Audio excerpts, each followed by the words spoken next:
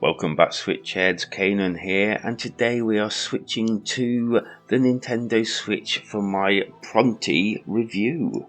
And this one's an underwater action adventure game with a unique combat system. So don't forget to hit them like and subscribe buttons at some point during this video to show your appreciation and also to be kept up to date with my weekly content. And with that, let's get going, shall we? 400 years has passed and technology has advanced dramatically, but humanity seems to have been driven underwater and now near to extinction. This once again was down to humanity's problems of releasing toxins into the water and creating some monstrous monsters that basically try to wipe them all out. There will be secrets to discover as you delve into Pronty's origins. And yes, it does have kind of real world meaning to it, and well, most people just ignore this still, don't they? Again, I ask you, who are the real monsters within these stories? Gameplay for Pronty is a mixture of underwater platforming, puzzling and battling. Okay, so not so much platforming as it's all underwater.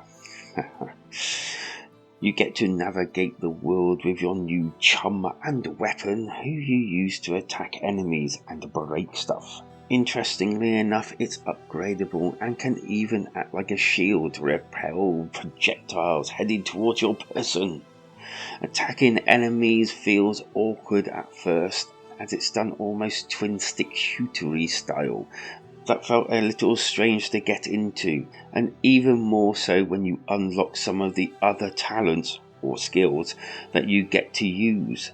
But when you're more used to them, it feels a lot more better to engage in battles. I have to admit that the movement felt a little bit slow for me, but after a while you do get one of those speed up dodge doohickeys, and this really does help for moving around the environments. In an interesting twist, it has to be recharged, so be careful using it in battles, as indeed this is your main way of dodging enemy attacks. The puzzling elements within Pronty are very light indeed, mainly working out ways to get around doors and parts of the map using levers and those special abilities you have acquired. It does get slightly more tougher, but I wouldn't say it's too taxing though. The map does get really big in the end, and I would say thank goodness for fast travel when you actually unlock them, as there is some to and throwing going on here and there. And I would definitely recommend saving the game as often as you can, and this is done through these little hub areas along with the upgrade devices and fast track areas when you have enough parts that you collect during gameplay to repair them. And as for them upgrades, well, these come in the style of a memory board which you find elements to while exploring the world. These can add loads of different abilities, like automatically picking up items as you travel around the map, to adding something extra to your weapon system, but you are limited to the amount you can use at one time, but you can unlock more segments to put them in, i.e. use more at the same time. And then you get skills that can be acquired, just like that dash ability I mentioned before. The map feels very Metrovania, which is quite lucky because I think that's how it's meant to feel, and you make your way around it, completing your objectives as you go along. While the map wasn't very detailed, it does give you enough information to find your way around, so that hopefully you don't get lost, although there were times that I couldn't work out what exactly I was meant to be doing. Other small points of interest, you have a encyclopedia for checking out all sorts of things like creatures and things like that, and I honestly felt this was pretty cool to add into the game, and I did actually look at it a few times. And with that in mind, along your journey you will come across a lot of creatures, some big, some small, and some needing different ways to dispatch. And yes, there's even some boss-like creatures where you're pinned into a room and need to destroy in order to move on.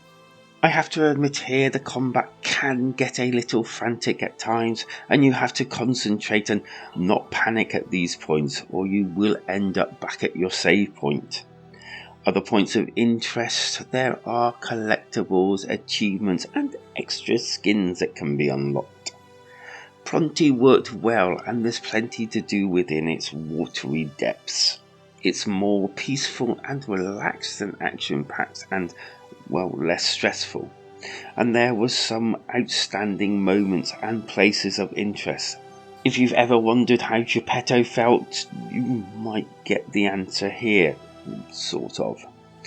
Negatives. If I had any negatives, I would say it is a little slow at times, and there were some times I did not know where to go, because some of the areas you need to go to blended too well to the rest of the area, so I did not see them and a few times went the wrong way. Visually, apart from what I mentioned already, it's very pretty, if not a little basic, and at times a little bit murky. I felt like on other formats this one just looks amazing, but on the Switch it suffers a little.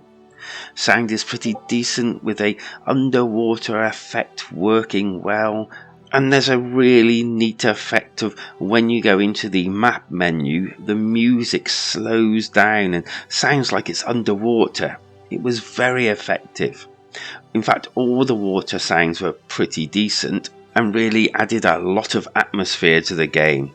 Although I would say that mostly all the other sounds were pretty standard, but they didn't derive from the atmosphere, which was pretty decent. The score. Pronty was not as good as I was led to believe, but was still pretty cool to play.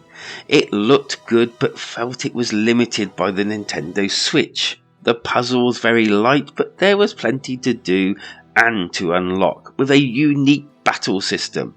I'm giving Pronty a pretty decent and above average 7 out of 10. Worth playing for fans of the genre, but I'm not sure the Switch is the best place to play this one, if you have the choice.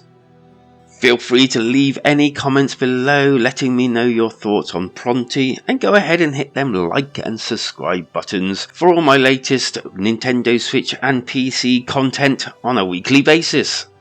Thanks for watching, stay safe, and I'll see you on the next episode of Switch Heads, because life is better when we game together.